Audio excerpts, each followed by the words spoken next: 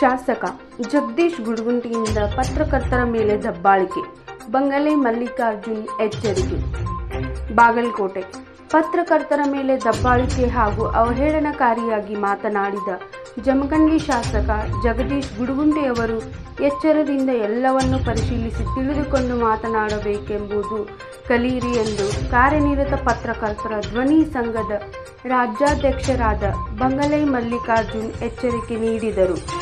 ಕಾರ್ಯನಿರತ ಪತ್ರಕರ್ತರ ಧ್ವನಿ ಬೆಂಗಳೂರು ಪತ್ರಿಕಾ ಭವನ ಮತ್ತು ಜಿಲ್ಲಾ ಕಾರ್ಯಾಲಯ ಉದ್ಘಾಟನೆ ಮಾಡಿ ಅದೇ ಪತ್ರಿಕಾ ಭವನದಲ್ಲಿ ಮೊದಲನೆಯ ಪತ್ರಿಕಾಗೋಷ್ಠಿಯನ್ನು ನಡೆಸಿ ಮಾತನಾಡಿದ ಅವರು, ಶಾಸಕರಿರಲಿ, ಕೆಲ ಅಧಿಕಾರಿಗಳು ಅಸ್ಪೃಶ್ಯತ ನೀತಿ ನಮ್ಮ ಮಧ್ಯೆ ಭೇದ ಭಾವ ಮಾಡ್ತಾನೆ ನಮ್ಮಲ್ಲಿ ಒಗ್ಗಟ್ಟು ನಡೆಯುವುದಕ್ಕೆ ಏನೆಲ್ಲ ಸಾಧ್ಯನೋ ಆ ನಿಟ್ಟಿನಲ್ಲಿ ಬಹಳಷ್ಟು ಘಟನೆಗಳು ನಾವು ಈ ಹಿಂದೆ ನೋಡ್ತಾನೆ.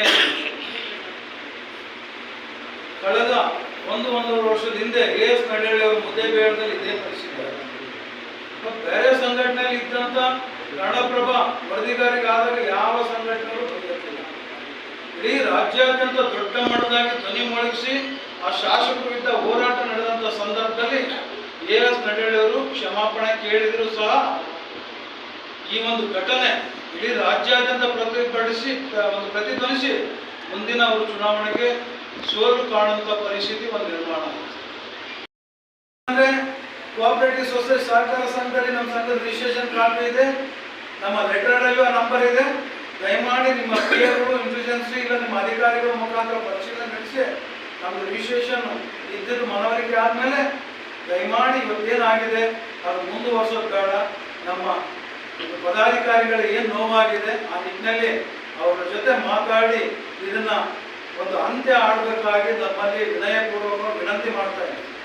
ಇದಕ್ಕೂ ನೀನು ಹದ್ದು ಮೀರಿ ಹೋಯ್ತಂದ್ರೆ ನೀನಿದ್ರೆ ನಿನ್ನ ಮನೆ ಕೋಟ್ಯಾಧಿಪತಿ, ನೀನಿದ್ರೆ ನಿನ್ನ ಕ್ಷೇತ್ರಕ್ಕೆ ಶಾಸಕ, ಪ್ರತಿಯೊಬ್ಬರಿಗೂ ನಿಂತ್ಕೊಂಡ್ಬಿಟ್ಟು ಇವತ್ತು ಮಾಡಂತ ಕೆಲಸ ನಿಮ್ಮ ಜಮಖಂಡಿಗೆ ಬಹಳಷ್ಟು ಇದಾವೆ. ಇವತ್ತು ಬಸ್ ಸ್ಟ್ಯಾಂಡ್ ಎಲ್ಲ ಇವತ್ತು ಕಬ್ಬಿನ ಗದ್ದೆಗಳಾಗಿ ಎಲ್ಲಿ ಬೇಕಾದಲ್ಲಿ ನೀರು ನಿಲ್ಲಂತ ಪರಿಸ್ಥಿತಿ, ಅನೇಕ ಜನಕ್ಕೆ ಏನು ಸವಲತ್ತಿಲ್ಲ.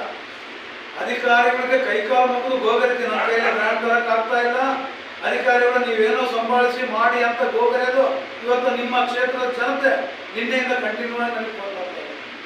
ದಯಮಾಡಿ ಯಾವುದೇ ಪತ್ರಕರ್ತನ ಇನ್ನೊಂದು ರೀತಿಯಿಂದ ಕಾಣಬೇಡ ಅಂತ ಈ ಸಂದರ್ಭದಲ್ಲಿ ನಿನಗೆ ಒಂದು ಮನವಿ ಮಾಡ್ತಾ, ನೀನೇನಾದರೂ ಆಗಸ್ಟ್ 10 ಕೇಳ್ದ ಇದ್ರೆ 10 ನಂತರ ಇಡೀ ರಾಜ್ಯಾದ್ಯಂತ ನಾವು ಹೋರಾಟಕ್ಕೆ ಕರೆಕೊಟ್ಟು ರಾಜ್ಯಪಾಲರಿಗೆ ನಿನ್ನ ತಂತ್ರ ಕುರಿತು ನಿನ್ನ ಮೇಲೆ ಕ್ರಮ ಆಗ್ಬೇಕಂದ್ಬಿಟ್ಟು ರಾಜ್ಯಪಾಲರಿಗೆ ಒಂದು ಧರಣಿ ಮೂಲಕ ಒಂದು ಮೆಮೊರಂಡಮ್ ಸಲ್ಲಿಸುವ ಮೂಲಕ ಇಡೀ ರಾಜ್ಯಾದ್ಯಂತ ಹೋರಾಟಕ್ಕೆ ನಾನು ಕರೆ ಕೊಡ್ತೀನಿ ಅಂತ ಈ ಸಂದರ್ಭದಲ್ಲಿ ಮನವಿ ಮಾಡ್ತಾ, ಆಗಸ್ಟ್ 15 ನಮ್ಮ BB ಜಿಲ್ಲಾಧ್ಯಕ್ಷ ಏನಿದ್ದಾರೆ ಅವರ ನೇತೃತ್ವದಲ್ಲಿ ಇಡೀ ಜಿಲ್ಲೆ ಎಲ್ಲ ತಾಲೂಕಿನ ಪತ್ರಕರ್ತರು ಬಾಗಲಕೋಟೆ ಜಿಲ್ಲಾ ಕಾರ್ಯನಿರತ ಪತ್ರಕರ್ತರ ಧ್ವನಿಯ ಒಂದು ಪತ್ರಿಕಾ ಭವನ್ ಉದ್ಘಾಟನೆಯ ವಿಜೃಂಭಣೆಯಿಂದ ಹೆಬ್ಬಳ್ಳಿಯಜ್ಜನವರ ಹಾಗೂ ಕರಬಸವ ಶಿವಯೋಗಿಗಳ ಹಾಗೂ ನಮ್ಮ ರಾಜ್ಯದ ಅಧ್ಯಕ್ಷರು ಅಂದರೆ ನಮ್ಮ ಗುರುಗಳು, ಒಳ್ಳೆಯ ಹೋರಾಟಗಾರರು, ಅವರ ನೇತೃತ್ವದ ಈ ಒಂದು ಭವನ ಉದ್ಘಾಟನೆ ಆಯಿತು. ಆದರೆ ಅದಕ್ಕಿಂತ ಪೂರ್ವದಲ್ಲಿ ನಾವು ರಾಜ್ಯಾಧ್ಯಕ್ಷರು ನಾವು ನಿನ್ನೆ ಕೂತ್ಕೊಂಡಾಗ ಜಮಖಂಡಿ ಅಧ್ಯಕ್ಷರು RD ನ್ಯೂಸ್ನ ನಮ್ಮ ರವಿಯವರು ಫೋನ್ ಮಾಡಿದರು. ಆ ಫೋನ್ ಮಾಡೋದ್ರ ಜೊತೆಗೇ ಅಷ್ಟರೊಳಗೆ ಒಂದು ಮೊಬೈಲ್ಗಳಿಗೆ ವಿಡಿಯೋ ಕೂಡ ಬಂತು. ನಾವು ಈ ವಿಡಿಯೋ ನೋಡಿದಾಗ ಅನಿಸ್ತು, ಪತ್ರಕರ್ತರು ನಾವೆಲ್ಲ ಒಂದೇ ತಾಯಿ ಮಕ್ಕಳು ಅನ್ನೋ ನಿಟ್ಟಿನಲ್ಲಿ ಪತ್ರಿಕಾ ಧ್ವನಿಯವರು ನಾವು ಯೋಚನೆ ಮಾಡ್ತಾ ಇದ್ವಿ. ನೀವು ಬೇರೆ ಅಲ್ಲ, ನಾವು ಬೇರೆ ಅಲ್ಲ, ನಮ್ಮ ಪತ್ರಿಕಾ ಧ್ವನಿಯಲ್ಲಿ ನೀವು ಸದಸ್ಯರಿರ್ಲಿ ಬಿಡ್ರಿ, ಕರ್ನಾಟಕದ ಪತ್ರಕರ್ತರು ನಾವೆಲ್ಲ ಒಂದೇ ಅನ್ನೋ ನಿಟ್ಟಿನಲ್ಲಿ ನಾವು ಹೋಗ್ತಾ ಇದ್ದೀವಿ. ಪತ್ರಕರ್ತರಲ್ಲಿ ಯಾವುದೇ ಭೇದ ಭಾವ ಕೂಡ ಇಲ್ಲ.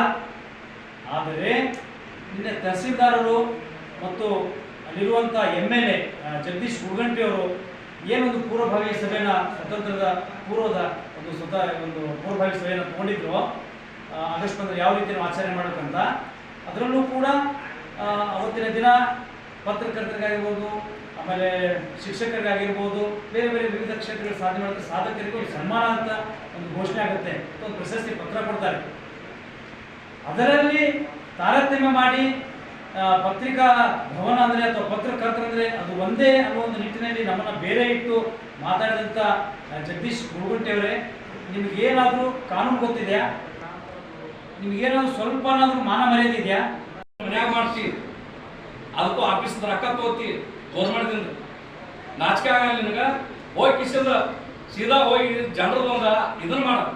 ಬಸ್ ಸ್ಟ್ಯಾಂಡ್ ನೀರು ನಿಂದಿರ್ತಾವು, ಕಂಡಕ್ಟಿ ಜನ, ಸಣ್ಣ ಸಣ್ಣ ಹುಡುಗರೆಲ್ಲ ಗೋಳಾಗಿ ಹೋಗ್ತಾವ, ರೈತರು ಗೋಳಾಕಾವ್, ಸಾಲಿ ಹುಡುಗರು ಗೋಳಾಕಾವ್, ಅಂಥವೆಲ್ಲ ನೋಡಂಗಿಲ್ಲ. ಪತ್ರಕರ್ತರಿಗೆ ಸನ್ಮಾನ ಮಾಡೋದು ನೋಡ್ಲಾಕತ್ತಾನೆ.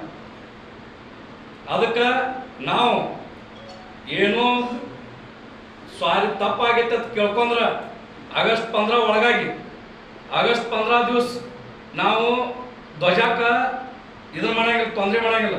ಅವನ ಕಾರ್ ಗಡಿ ಬತ್ತಂದ್ರೆ ಕಪ್ ಬಟ್ಟೆ ಧರಿಸಿ ಅವಂಗ ಧಿಕ್ಕಾರಕ್ಕೆ ಹೋಗೋರು ನಾವು.